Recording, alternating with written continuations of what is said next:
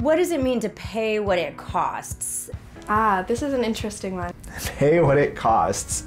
Funders need to realize that if you try to squeeze think tanks down as much as you can in terms of what you're paying for the research, you're undercutting their strength over time. You need to pay to make sure that you're covering their overhead costs on personnel, but also the back office systems that they have to have, the funding to come up with strategic plans. We've seen that a lot of times think tanks are putting forward research proposals, or funders are funding research proposals and just this research component. So perhaps the field work and a bit of time for writing. And what happens is that things on the fringes are being left out. Organizations will think primarily about the specific product that they're developing. How much might it cost to produce a research document? But they aren't thinking about the institution that is supporting all of that work.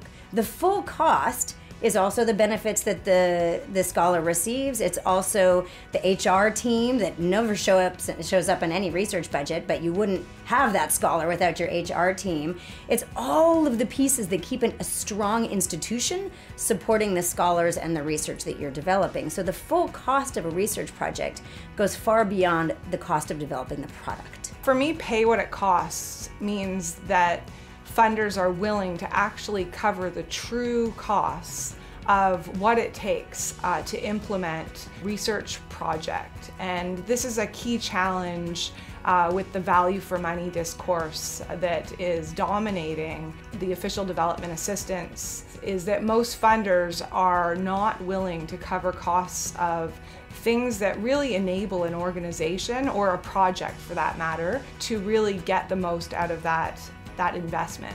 Paying what it costs, I think, is really important, and there's a lot of work and effort that goes into even developing a proposal, for example. It's important for institutions to feel that they have the ability to be honest about that. It's incumbent upon funders to also be aware of that, and we want to make sure that we get good quality, but we also want to make sure that we are realistic about what that costs, and so that's really important.